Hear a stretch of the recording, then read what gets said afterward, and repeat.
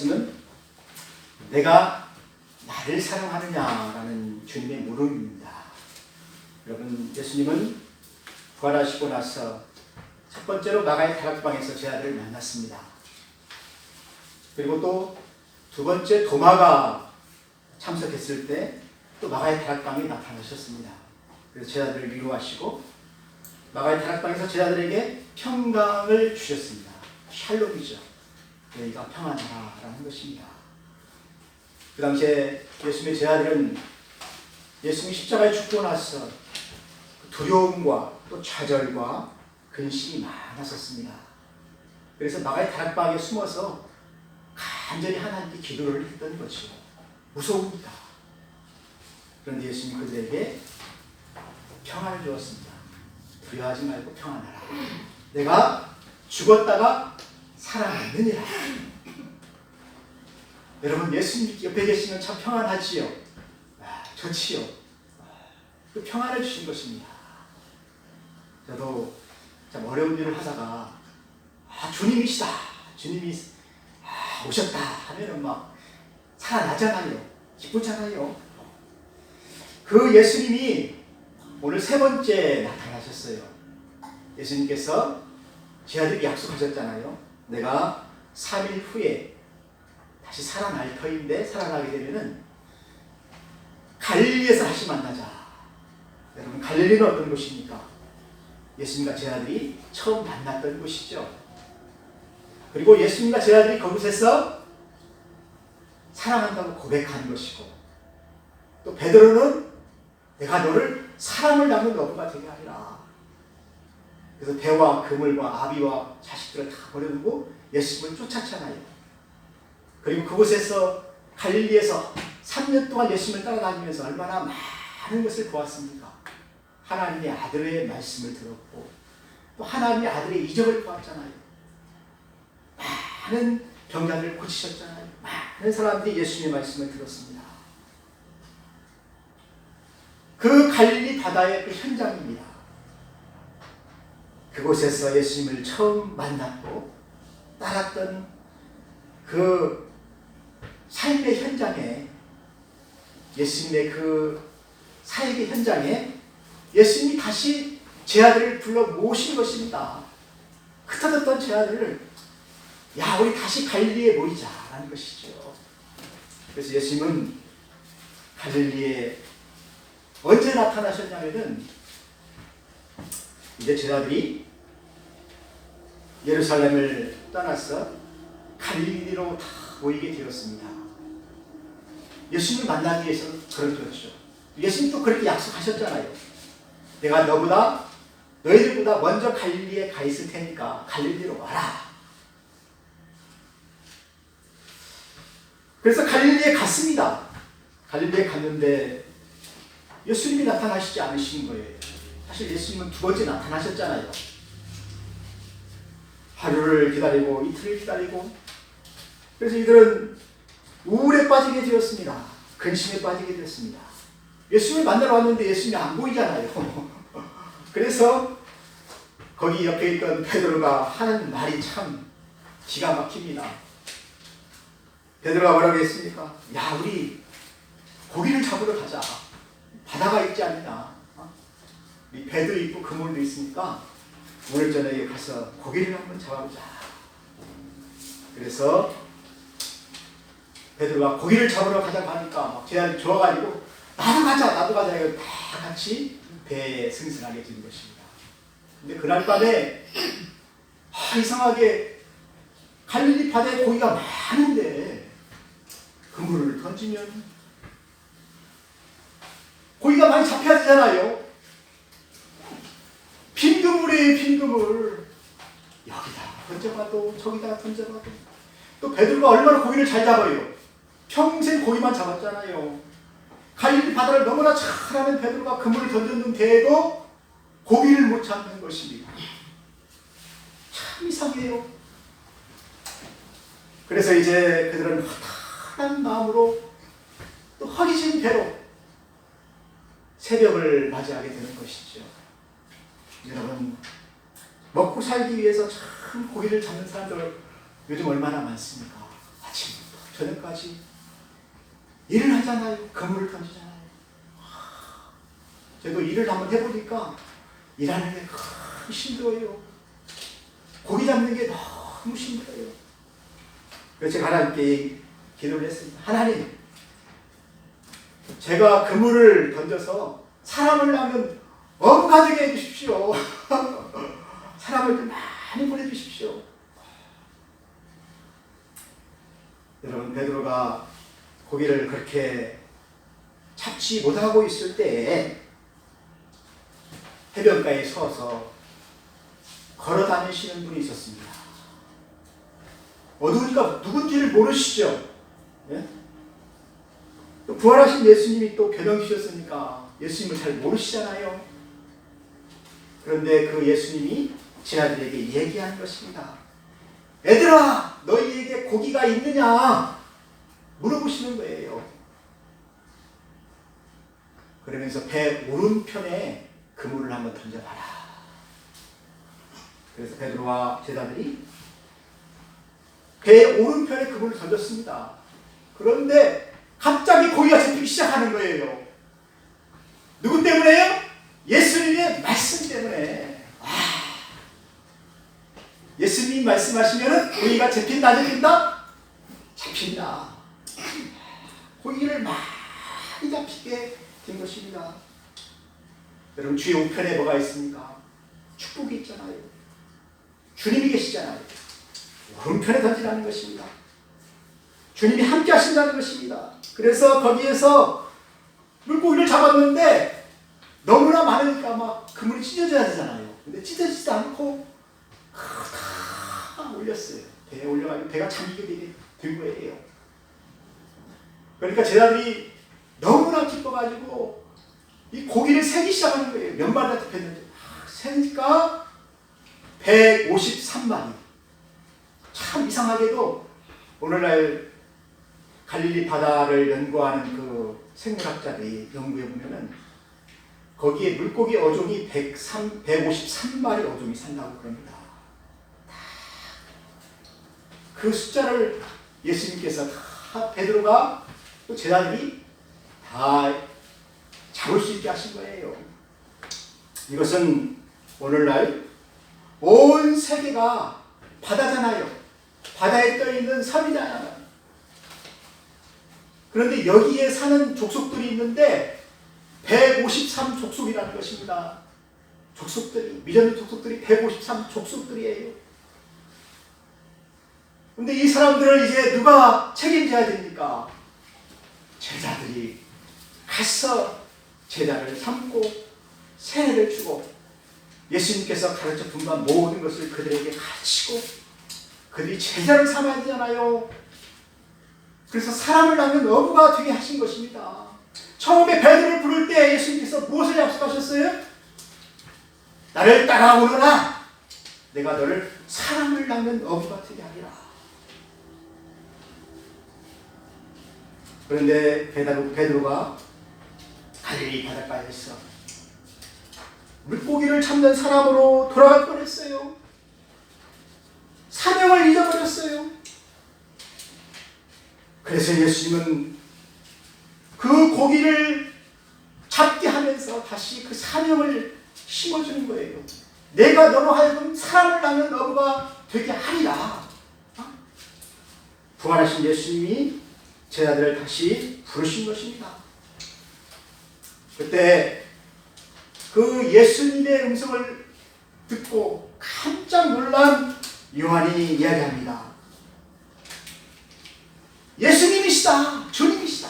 주님이 오셨다. 그러니까 베드로가 원래 고기 잡는 사람들은 옷을 벗잖아요. 겉을 다 벗고 바다에서 일하잖아요. 그런데 주님이 오셨다는 말을 듣고 양복을 입고 겉을 입고 바다에 뛰어 들어가서 수염을 취해서 예수님께 가서 인사를 하게 된 것입니다. 이 베드로는 참 그 예의가 있어요. 주님 만날 때 어떻게 해야 된다고요? 양복을 입고 주님 만나야지. 그렇지요? 여러분 예배당에 올 때 어떻게 와야 됩니까?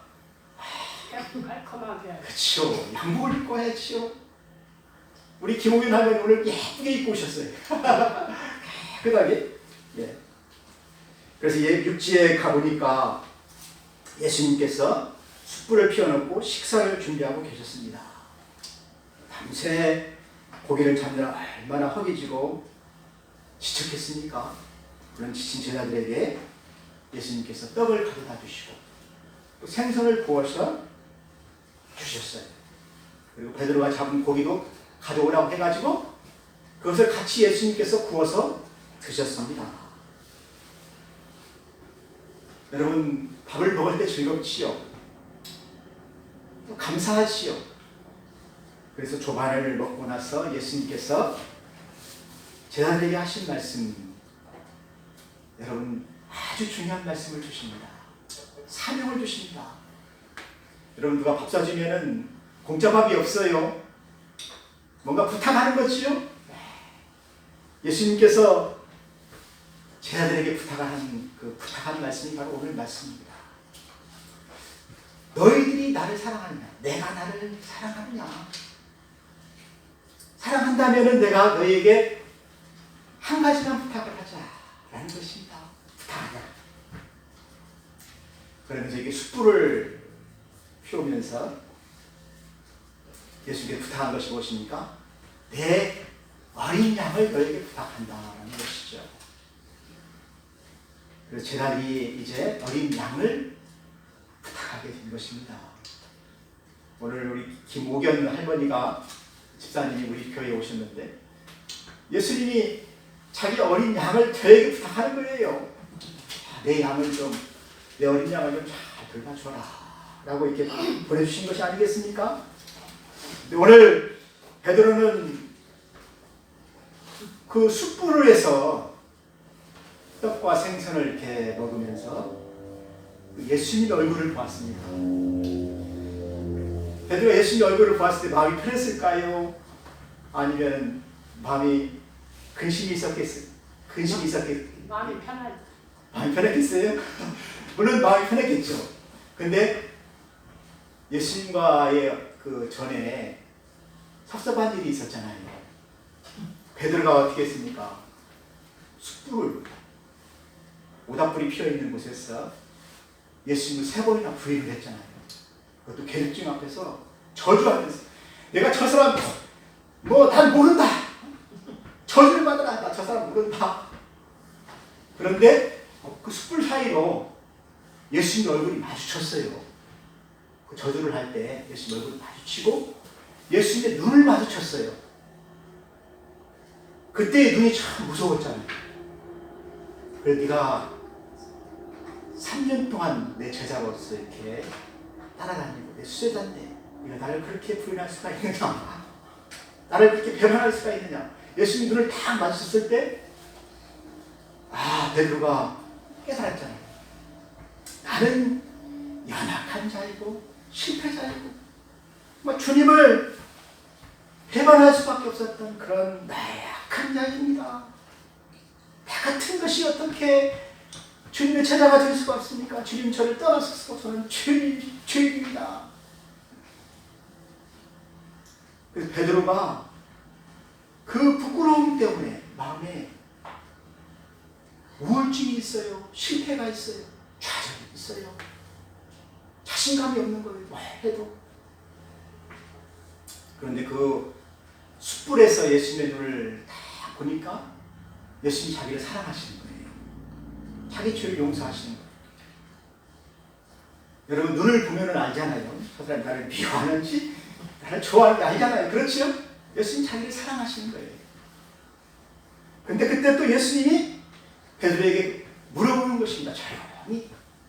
네가 이 사람들보다도 나를 더 사랑하느냐? 사실 베드로가 한 말이 있었잖아요. 이 사람들보다도 내가 주님을 더 사랑합니다. 이 사람들 다 주님을 버렸지만 나는 주님을 끝까지 따르겠습니다. 그랬잖아요. 그런데 그 마음을 주님이 아시는지 이 사람들보다도 나를 더 사랑하느냐. 그 사랑한다는 단어를 아가페를 쓰셔요. 희생적이고 헌신적이고 무한한 사랑이지요. 사랑하느냐. 그때 베드로는 자신 없는 대답을 합니다. 내가 주님을 사랑하는 줄을 주님께서 아시나이다. 주님이 아시지 않습니까? 라는 것이요. 근데 베드로는 이때 쓰는 단어가 있습니다. 사랑한다는 단어를 아가페오를 쓰지 아니하고 필레오라는 단어를 씁니다. 필레오는 친구가 친구를 사랑하는 것이요. 우정으로 사랑하는 것이요. 내가 정말 주님을 친구로 사랑하는 그 사랑으로, 친구를 위해 죽을 수 있는 그 사랑으로 내가 주님을 사랑합니다. 선생님을 사랑합니다. 그렇게 대답을 하게 된 것이요. 그때 예수님께서는 그 말씀을 아시고 그럼 내가 한 가지 부탁을 하는데 내 어린 양을 너에게 맡길 터인데 네가 좀 키워줄 수 있지 않겠느냐. 키워주면 좋겠다는 것입니다. 여러분, 어린 양은 태어난 지 얼마 안 되는 새끼지요. 아무것도 모르지요. 다 가르쳐줘야 됩니다. 먹여줘야 됩니다. 그 철없는 어린 양을 내가 너에게 맡길 터인데 네가 그 일을 좀 할 수 있겠느냐 라는 것입니다. 여러분, 그 일을 할 수 있겠습니까? 여러분이 주님을 사랑한다면 그 일을 해야 돼요. 주님을 친구로 사랑한다면 그 일을 해야 돼요. 두 번째, 예수님께서는 베드로에게 다시 물어봅니다. 요한의 아들 시몬아, 내가 나를 사랑하느냐? 이번에도 아가페오로 이렇게 물어봅니다. 그때 베드로가 또 이야기합니다. 내가 주님을 사랑하는 줄을 주님께서 아십니다. 왜 자꾸 물어보십니까? 주님께서 아십니다. 사실 베드로는 주님을 사랑하기 때문에 밖에 나가서 울었어요. 자기가 부인했을 때 통곡하면서 울었어요. 자기 우는 그 소리를 듣고 내가 주님을 배반했구나. 통곡하면서 울었어요. 그런데 주님이 자기를 다시 용서하시고 받아주시고 다시 제자로 삼아주시니까 너무 감사한 것입니다.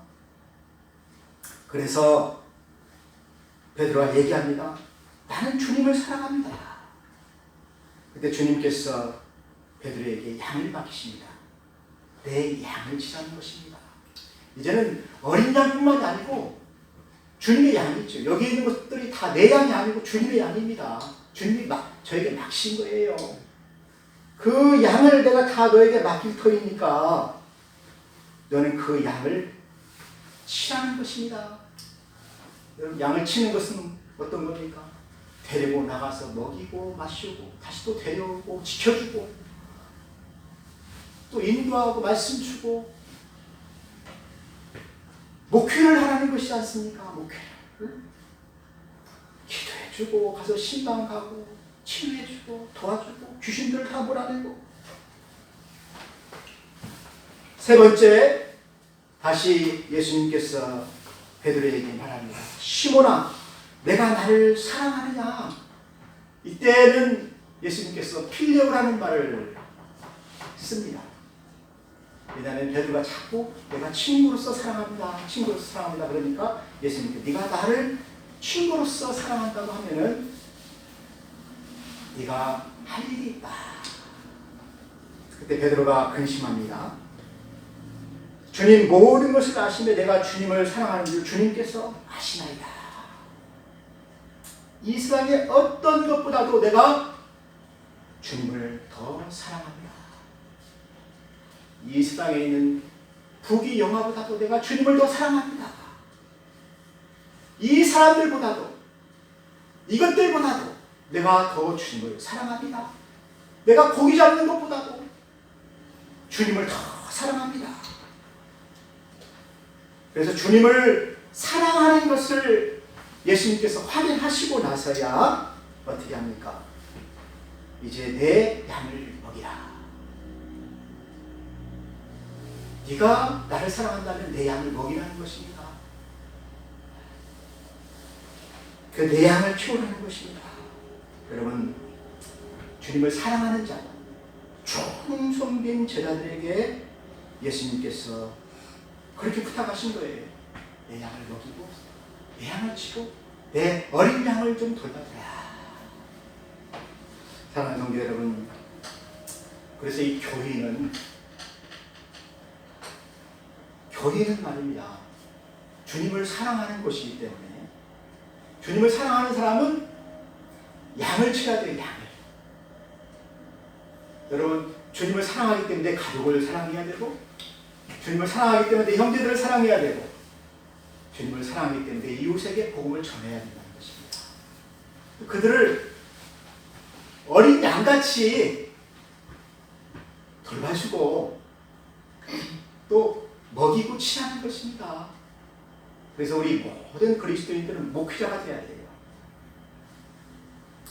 그래서 오늘 예수님께서는 연약한 베드로를 다 이해하시고 그의 잘못한 것들을 다 용서하시고 다시 사람을 낳는 업으로 자신감을 심어준 것입니다.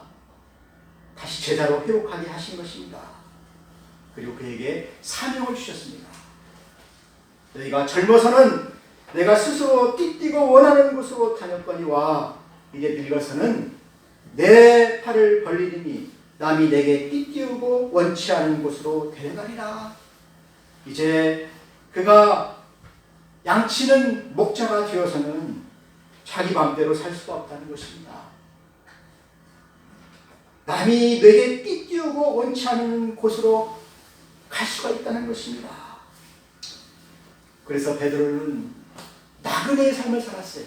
복음 전하면서 이것저것 돌아다니면서 복음 전하고 양떼들을 돌보고 양을 치고 어린 양을 먹이고 선교 사역을 했다는 것입니다. 그리고 마지막에는 로마에 가서 복음을 전하다가 붙잡혀서 거꾸로 십자가에 매달렸어요. 그래가지고 순교하신 분이 바로 베드로입니다. 사랑하는 성도 여러분, 이러한 베드로에게 예수님께서 말씀하십니다.